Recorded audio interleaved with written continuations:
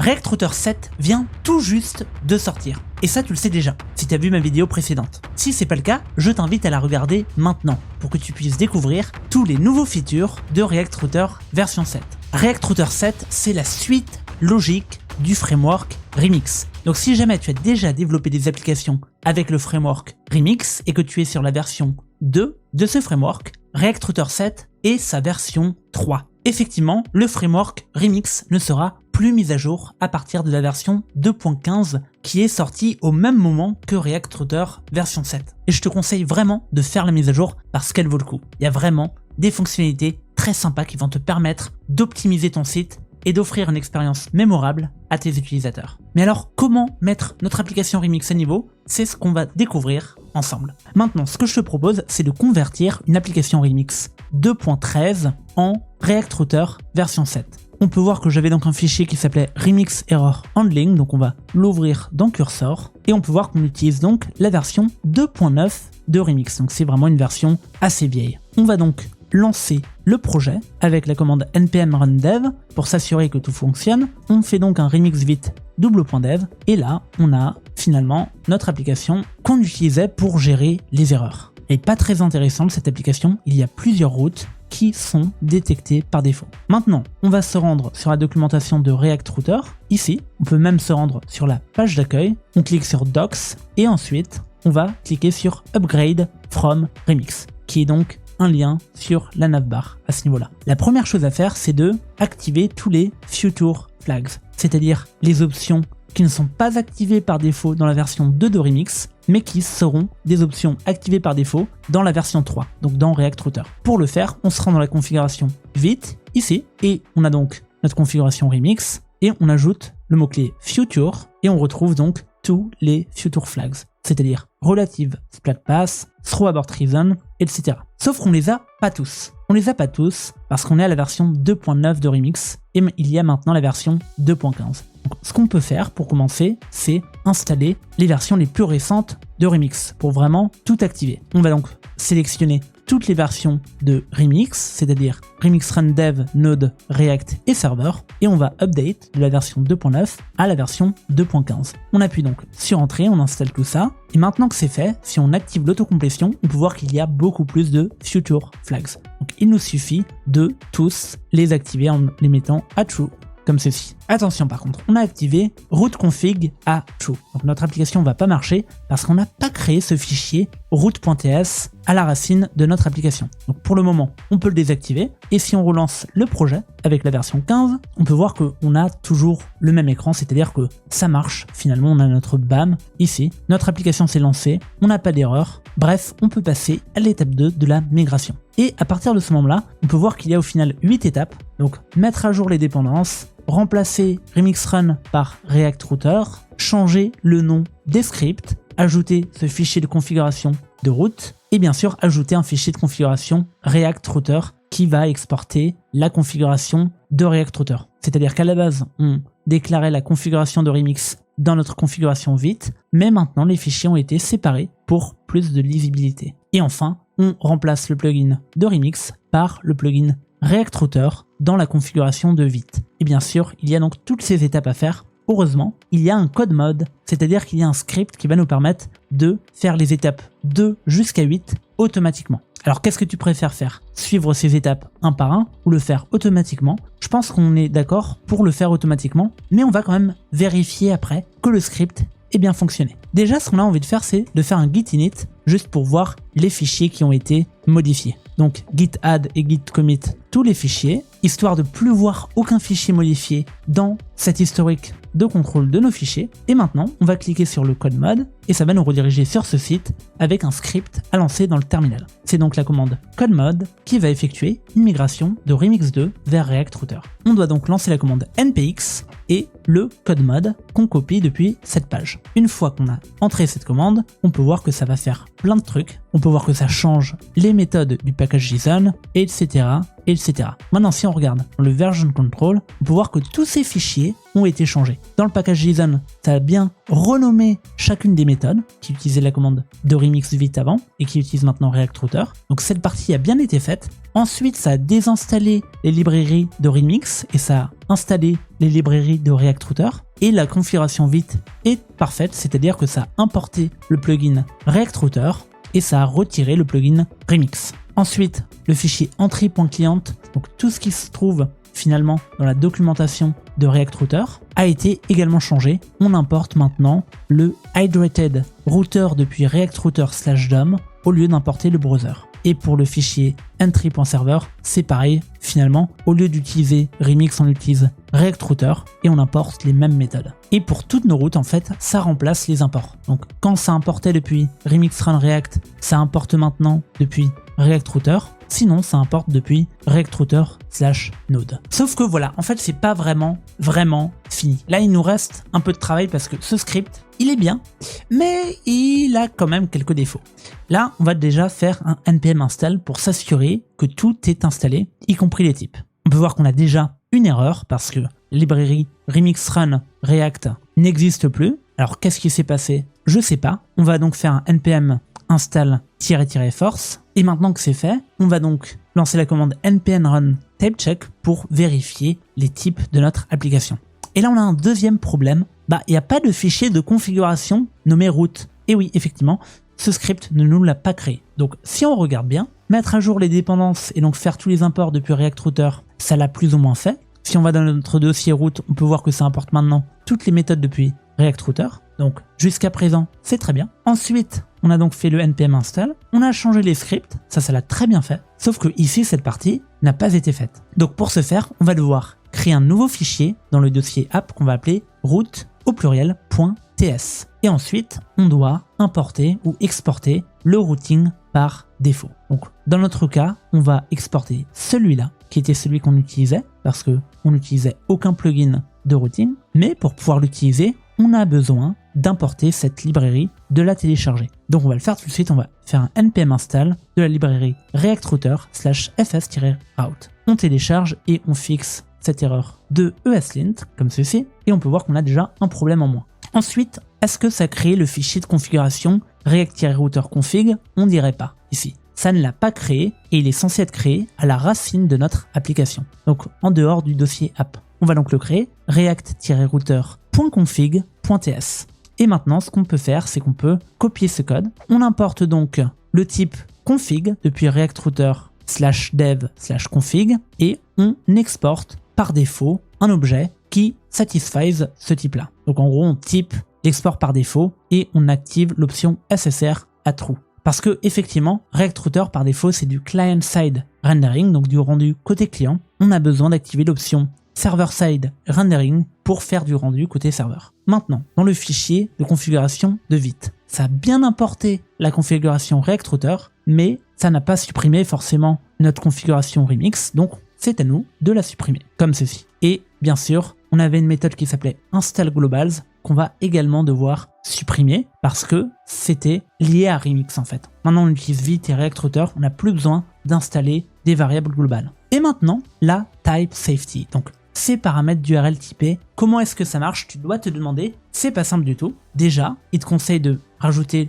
le dossier .reactrouter dans le fichier gitignore. On va se rendre dans le fichier gitignore et on va le rajouter. On peut voir qu'il n'existe pas pour le moment. Et on a une configuration à modifier qui est notre configuration de TypeScript. Pourquoi? Parce que tout simplement, on peut voir dans notre code source, sur notre projet React Router 7, ici dans le fichier route, ou même dans celui-là, qu'on importe le type route depuis un chemin qui est proche, on pourrait dire, parce que c'est le chemin juste à côté. Sauf on peut voir ici que c'est pas du tout le chemin juste à côté. En fait, ce fichier, c'est .reactrouter/+types/home. Sauf qu'en fait, nous, on n'a pas envie de faire un .reactrouter/+types/route, etc.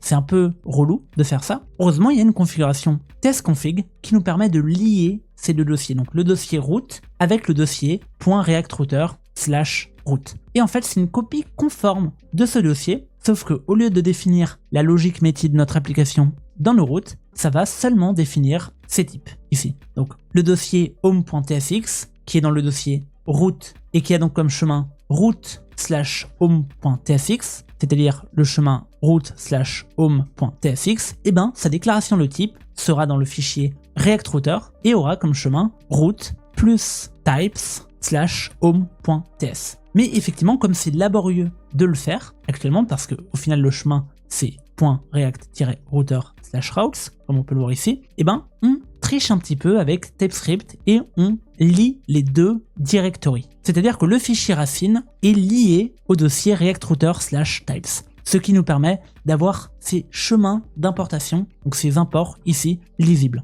Et c'est exactement ce qu'on va devoir faire dans notre application. Bien sûr, tout ça c'est présent dans la doc, c'est noté ici. Ils nous disent la première chose à faire c'est d'aller dans le tsconfig.json, on y est déjà, et de rajouter un premier type, ça va être @reactrouter/node. Ici donc, là on avait les types de Remix et on va mettre @react-router/node à la place. Ensuite, maintenant que c'est fait, on va rajouter la directive rootDirs ici. Et pour la rajouter, on ajoute tout simplement la clé rootDirs qui contient un tableau. Le premier, c'est le chemin de notre application, donc point. Et le deuxième, c'est le chemin du fichier qui déclare les types de React Router, c'est-à-dire chemin relatif .react-router/types, comme ceci. Et maintenant, on retourne donc sur les étapes d'après, c'est-à-dire changer le fichier entry.server et entry.client, mais ça, le script s'en est chargé pour nous. On peut voir qu'on n'a quasiment aucune erreur de type ici à part une erreur ESLint. Donc ça me paraît plutôt prometteur. Maintenant, si on relance la commande npm run typecheck, ici, on peut voir que ça ne crache plus et on n'a aucune erreur TypeScript, ça a fonctionné. Maintenant, ce qu'on peut faire, c'est qu'on peut retourner dans une de nos routes, ici par exemple, avec le username, on utilise le paramètre d'URL. On peut voir ce que j'expliquais tout à l'heure. Ici, pour extraire un paramètre d'URL non typé, on avait besoin de faire un throw. Maintenant, au lieu d'importer ce type comme ceci, on va importer le type qui s'appelle root depuis le chemin relatif plus types/user.$username. Et on remplace cette définition ici et on va mettre que c'est un loader args. Et maintenant, on peut le déstructurer et on n'a même plus besoin de faire ce throw. Si on commente le throw, il sera quand même considéré comme défini. Maintenant, on peut tester de lancer l'application. On va faire un npm run dev et on peut voir qu'elle se lance. On n'a pas eu d'erreur pour le moment. Si on rafraîchit la page, on n'a pas d'erreur, on a toujours notre BAM. Et si on va maintenant sur /users/virgil, on a l'erreur aucun utilisateur trouvé. Et en fait, je viens de me rendre compte qu'il y avait un petit problème. Ce composant, il s'appelait users.tsx et ça marchait pas. C'est-à-dire qu'il fallait rajouter le point index pour que ça fonctionne et pour qu'on voit bien l'erreur boundary. Donc maintenant, si on fait un /virgil, on a l'utilisateur nommé Virgil n'a pas été trouvé. Si on fait un /Ryan, on a ce compte a été suspendu. Et si on fait un /Michael, on a bien notre composant avec écrit Michael. Maintenant, il y a un truc que j'avais tendance à faire dans toutes mes applications Remix version 2 et qu'on ne peut plus faire dans l'application version 3 et c'est également pas migré par l'application. En fait, au lieu de renvoyer du JSON, ici, j'utilisais une méthode utilitaire que j'importais depuis Remix qui s'appelait JSON, comme ça. Et en gros, cette méthode, elle nous permettait, c'était en minuscule, elle permettait de définir en deuxième argument le statut de l'URL par exemple. Et c'était une méthode utilitaire de Remix qui renvoie une réponse JSON. En fait, avec React Router version 7, il n'y a plus de sérialisation des types. C'est-à-dire que si on renvoie une date, ici, ça sera typé côté client comme étant une date et ça sera plus typé comme étant un string. Et ça, c'est vraiment un gros truc également. C'est vraiment super qu'ils aient fait ce changement parce que les types sont totalement cohérents. Là, on peut voir côté client que j'ai bien une date ici et je peux du coup utiliser les méthodes date, toLocalString, etc. Ici, on peut voir qu'on a bien la date du jour et c'est renouvelé à chaque fois. Alors qu'à l'époque, tu devais utiliser une librairie, tu devrais faire un new date sur le string, parfois ça marchait pas, il y avait des erreurs d'hydratation. Là, il y aura plus ça avec React 19. Par contre, du coup, tous les fichiers où j'avais la méthode returnJSON, j'ai dû les remplacer. J'ai remplacé la méthode JSON qui n'existe plus, donc tu auras des erreurs de type si tu l'utilisais, et je l'ai remplacée par la méthode qui s'appelle data. C'est une méthode que tu importes depuis React Router et elle marche. On peut voir ici que ça marche très bien, tu renvoies de la donnée, et en fait, la seule utilité de cette méthode, c'est que tu peux passer en deuxième argument les headers. Ici, donc tu peux passer ton statut caleçon, tu peux passer tes headers, ton cache, etc. Ce que tu ne peux pas faire si tu envoies juste un objet, comme ceci. Donc, si tu envoies juste un objet et que tu n'as pas envie de choisir un statut comme les headers ou un statut calçant, tu peux envoyer tout simplement du JSON comme ceci et ça va passer crème. Par contre, si tu as envie de rajouter un statut dans la même requête, ici tu peux pas le faire en renvoyant du JSON, sinon tu es obligé de renvoyer une response comme ça, mais c'est très chiant à écrire. Donc tu as la méthode utilitaire qui s'appelle data, que tu importes depuis React Router et qui te permet du coup de faire ce que JSON te permettait de faire avant, c'est-à-dire d'attacher un statut particulier à ta réponse, des headers, etc. Et bien sûr, la méthode defer, qui était donc une méthode qu'on utilisait très rarement, mais dans le cas de chargement différé côté serveur, c'est plus possible de l'utiliser parce qu'elle n'existe plus également. Donc tu renvoies tout simplement du JSON avec la promesse que tu as envie de rendre. Parce que effectivement, tu peux toujours faire un chargement différé de tes données. Admettons que tu aies une méthode asynchrone ici, getAsyncUser, comme ceci. C'est asynchrone et ça renvoie une promesse avec un nom d'utilisateur après 3 secondes, on va mettre. Ça va donc renvoyer le nom Michael après 3 secondes. Ici, du coup, ce qu'on va faire, c'est qu'on va tout décommenter et au lieu de renvoyer l'utilisateur, on va renvoyer la promesse ici, getAsyncUser. Du coup, tu peux pas tout de suite envoyer cet utilisateur. Tu vois, genre la date elle est dispo cache parce que tu la wait pas. Par contre, l'utilisateur, le temps de contacter la base de données, etc., tu as besoin de récupérer cette information. C'est vraiment un exemple, parce que le nom d'utilisateur, normalement, tu n'aurais pas besoin d'attendre. Mais admettons que ça soit une donnée secondaire, par exemple la fiche technique ou s'il a des offres sur un site e-commerce, etc. Du coup, tu affiches la date ici, donc tu l'affiches ailleurs sur ton interface. Par contre, ici, tu n'as plus un utilisateur, ça te renvoie une promesse ici. Et tu peux pas tout simplement l'appeler comme ça, c'est impossible, tu peux pas faire un await. Donc ce que tu vas faire à la place, c'est que tu vas utiliser le composant suspense. C'est le composant dont je parlais en tout début de vidéo, ce composant qui permet de suspendre une partie de ton interface et de charger les données côté serveur sans pour autant devoir faire attendre le client ou le visiteur, c'est-à-dire que il va afficher la date tout de suite et la partie qu'il est censé charger, il va afficher un loader par exemple à la place. Ça prend en paramètre un fallback où tu mets exactement ça, donc chargement par exemple, on va le designer un petit peu, et tu importes ensuite un composant de Remix qui s'appelle await et qui existait déjà dans Remix version 2 et que tu utilisais avec la méthode defer, et tu lui passes donc cette promesse à résoudre. On a passé une promesse. Pourquoi une promesse? Parce que c'est asynchrone ici, c'est asynchrone donc ça prend du temps avant de revenir, sinon si c'était pas asynchrone ça serait tout simplement une méthode qui renvoie une donnée comme ça, mais là c'est vraiment une promesse donc c'est asynchrone, et au lieu d'attendre les 3 secondes côté serveur avant d'afficher la page, toi tu as envie d'afficher la page tout de suite et tu as envie que le client il voit du coup pendant 3 secondes un écran de chargement. Du coup tu passes la méthode getAsyncUser dans la méthode resolve et ensuite tu fais la composition comme ceci, donc tu déstructures ce que te renvoie cette méthode. Là par exemple c'est un username, donc on peut voir qu'il est entièrement typé bien sûr, et tu renvoies ensuite un composant React à l'intérieur dans une méthode callback ici. Donc tu auras par exemple envie d'afficher le username comme ceci, sauf qu'on peut voir qu'il y a une petite erreur au niveau des types, donc on va faire autre chose. On va changer le code. Au lieu de renvoyer cette promesse, on va plutôt l'await et on va renvoyer par exemple un objet avec une propriété username et comme valeur Virgile. Et on va mettre également l'âge sous forme de number. Maintenant, si on regarde le type, on peut voir que c'est bien une promesse qui renvoie user et âge. Et ce qu'on peut même faire, au lieu de renvoyer cette méthode callback, c'est de dire que c'est directement égal à la promesse. Du coup, on attend 3 secondes et ensuite on renvoie un objet. Et là, on peut voir que les types sont bien. Et maintenant, on va dans notre composant côté client et en fait, le problème vient de là. En fait, c'est typé undefined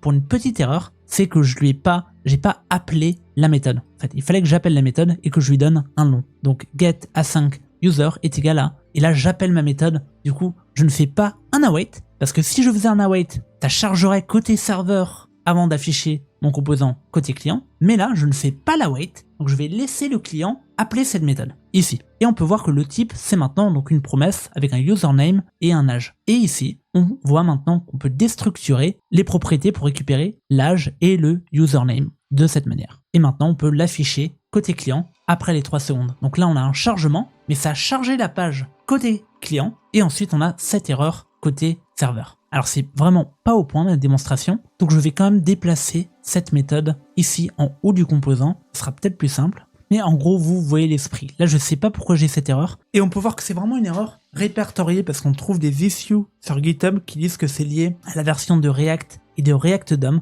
Alors c'est vraiment étrange parce que dans mes autres projets j'arrive à le faire sans problème, mais bon on va suivre les indications de ce cher monsieur. On utilise donc la version React 19 qui est en release candidate cette fois, donc c'est vraiment quelque chose que j'ai pas encore utilisé personnellement, mais on va tester ce fixe. Et là on peut voir qu'on a donc toujours l'erreur. On a ce serveur timeout, mais ce qu'il faut plutôt retenir, c'est qu'on a au début notre écran de chargement et après bien sûr c'est censé afficher ce composant là, donc notre composant avec notre div, le nom de l'utilisateur et son âge. Alors bien sûr malheureusement ça fonctionne pas, c'est vraiment dommage. En tout cas je vous conseille d'essayer de votre côté, peut-être que ça va marcher pour vous. Et si c'est vraiment quelque chose que vous souhaitez faire dans votre application, parce que c'est quand même quelque chose d'énorme de pouvoir différer le chargement des données ici, c'est-à-dire que vous avez envie d'afficher un dashboard et il y a des données qui sont obligatoires tout de suite, vous voulez tout de suite les afficher, par exemple la date, mais ensuite il y a des données qui sont pas trop obligatoires, mais ça ajoute un petit peu d'UX, comme des statistiques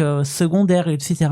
Bah, c'est toujours bien du coup de ne pas await votre promesse et de la renvoyer dans un composant await côté client. Et c'était déjà possible de le faire dans la version 2 de Remix, et là ça sera également possible de le faire dans la version 3, et ça sera encore mieux. Alors déjà il faudra bien sûr que ce bug soit résolu. Alors il est sûrement lié à un problème de configuration de mon côté. En tout cas, si vous avez vraiment besoin de cette fonctionnalité, n'hésitez pas à nous rejoindre sur le Discord d'Alcomax, envoyez un loom ou demandez-moi de l'aide et je vous aiderai volontiers. Bon alors, qu'est-ce que tu penses de cette nouvelle version de React Router version 7 ? Est-ce que tu vas mettre à jour ton application Remix tout de suite? Est-ce que tu vas utiliser les nouveaux features, les React Server Components, le chargement différé des données, les routes typées? Ou alors est-ce que tu préfères rester safe et ne pas mettre à jour ton application tout de suite et attendre encore un peu? Donne ton avis dans les commentaires et si jamais tu as des questions, j'y répondrai également. J'espère que cette vidéo t'a plu et on se retrouve très bientôt pour une prochaine. A plus.